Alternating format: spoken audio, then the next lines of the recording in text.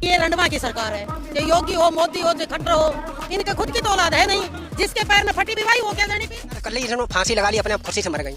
और उनके जो चोट के शरीर पर निशान है, जे का मैंने लगाए बेंटन के निशान है, शरीर में कांटे चुभे हुए हैं। बेल के कांटे आप जानते कितने बड़े होते हैं? इतने लंबे होते बेल के कांटे, 2-2 इंच के एक।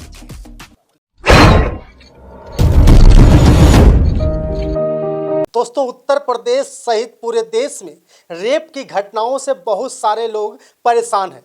कहीं इस बेटी के साथ घटना घट रही है तो कभी उस बेटी के साथ घटना घट रही है। लेकिन उस बेटियों के लिए न्याय मांगने की जब बात की जा रही है तो सबसे पहले सवाल ये उठ रहा है कि ये किस जाति का है, ये किस धर्म से बिलोंग करता है।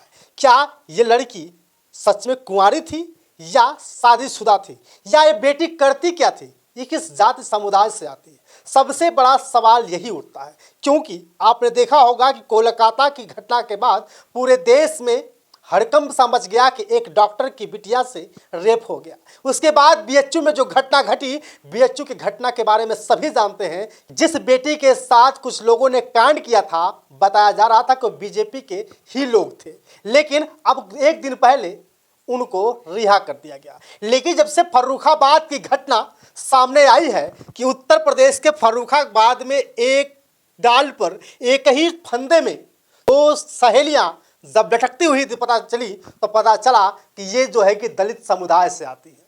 मेरे प्यारे साथियों, समझना बहुत जरूरी है कि ये दोनों बेटियां दलित समुदाय से तो आती हैं।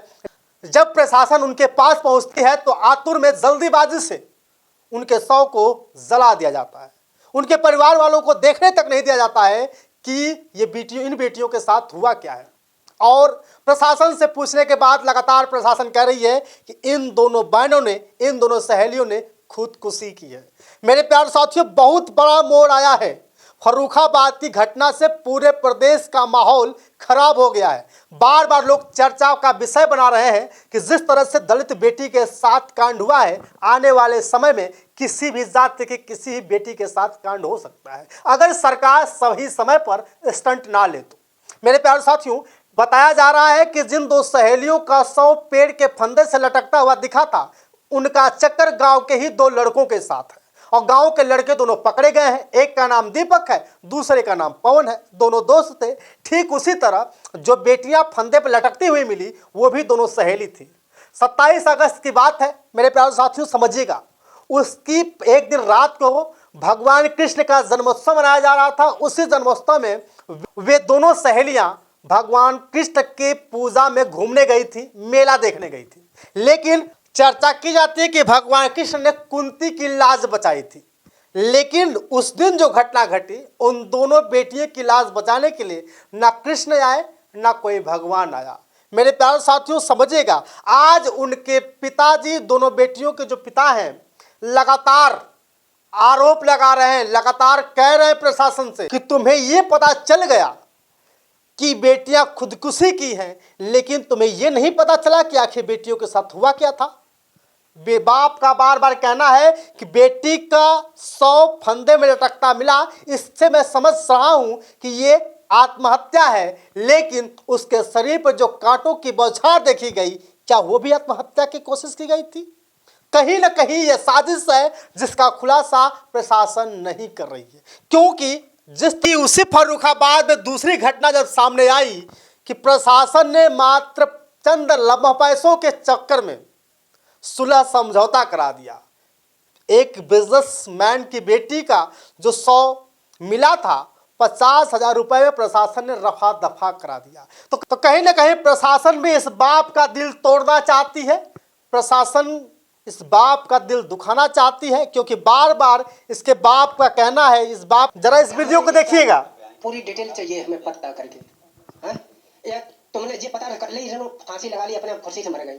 और उनके जो चोट के शरीर पे निशान है, जे का मैंने लगा है बेंटन के निशान है, शरीर में कांटे चुभे हुए हैं। बेल के कांटे आप जानते कितने बड़े होते? इतने लंबे होते बेल के कांटे, 2-2 इंच के एक। समझे? ये लड़की के पिताजी, इनका कहना है कि तुमने तो ये पता कर लिया कि इन्होंने खुदकुशी की है, लेकिन तुमने ये नहीं पता कर पाया कि उसके शरीर के ऊपर बेल्ट के निशान कहां से आए। वे बार बार कह रहे हैं, तुम्हें ये नहीं पता कर पाए कि उसके शरीर पर जो बेल्ट के कांटों के निशान है वो कहां से आए। तुमने तो ये पता कर लिया कि ये खुदकुशी की है। तो कहीं ना कहीं मेरे प्यारे साथियों, प्रशासन की मिली भगत से भी कई ऐसे बेटियों को न्याय नहीं मिल पाता है। आज पूरे उत्तर प्रदेश में कहीं ना कहीं गहमा गहमी मची हुई है और हर दिन एक बेटी के साथ 1000 बेटियों के साथ लगातार बलात्कार जैसी घटनाएं देखने और सुनने को मिलती हैं, लेकिन प्रशासन चुप रहती है। योगी आदित्यनाथ कहते हैं कि जिस प्रदेश में बेटी बचाओ बेटी पढ़ाओ का अभियान शुरू किया गया था, उसी प्रदेश में कुछ बेटियों का हाल बहुत ही बुरा है। कुछ ऐसी बेटियां जिनके साथ छेड़छाड़ होती है, लेकिन डर के मारे वो मुंह बंद कर लेती हैं, डर के मारे अपनी बातें बता नहीं पाती हैं, क्योंकि आज बेबस या लाचार बाप लगातार परेशान है और कह रहा है कि तुमने तो ये पता कर लिया कि उन्होंने खुदकुशी करी है, लेकिन तुमने ये नहीं पता कर पाया कि उस बेटियों के शरीर पर बेल्ट के निशान कहाँ से आए। तुमने ये नहीं पता कर पाए कि इन बेटियों के शरीर पर जो बेल के कांटों के निशान है वो कहाँ से आए, उसका भी तो पता करके लगाओ। तुमने झट से पहुँचते हो और कह देते हो कि इन्होंने खुदकुशी करी है। मेरे प्यारे साथियों, अगर खुदकुशी करी होती तो दोनों अलग अलग मरी होती। अगर सच में खुदकुशी करनी होती तो कहीं कूद जाती, लेकिन एक ही पेड़ पर एक ही फंदे में यानी एक ही दुपट्टे से दोनों बेटियां कैसे लटक गई। सवाल है, प्रशासन पे भी सवाल है, उन प्रशासन से भी सवाल है जिन प्रशासन ने 50,000 रुपए में एक बेटी के बाप का मुंह बंद करा दिया। तो कहीं ना कहीं उत्तर प्रदेश में ऐसी घटनाएं दिन पर दिन देखने को मिल रही है। अब वो बेटियों को न्याय कौन दिलाएगा? ये बाप तो लाचार है, ये बाप बार बार कह रहा है कि हमें सबूत चाहिए, हमें पूरा चिट्ठा चाहिए कि आखिर घटना कैसे हुई। हम चुप नहीं बैठेंगे। इस बाप लगातार परेशान है और कह रहा है कि हमें देखने तक नहीं दिया। जल्दबाजी में पोस्टमार्टम के लिए लाश चली गई, लेकिन उन्हें देखने तक नहीं दिया कि उन बेटी के साथ हुआ क्या है, रेप या कुछ और।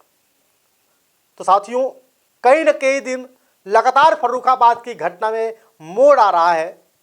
अब ये सोचना और समझना बहुत ज़रूरी है कि सच में फर्रुखाबाद की घटना के साथ ऐसा कांड जो देखने को मिल रहा है, क्या भविष्य में बंद हो पाएगा या नहीं? क्या दलित समझ करके इनकी बातों को दबा दिया जाएगा? कमेंट करके बताइएगा। एक भी बताइएगा कि इन दलितों के लिए सरकार किसकी अच्छी थी। बहुत बहुत धन्यवाद।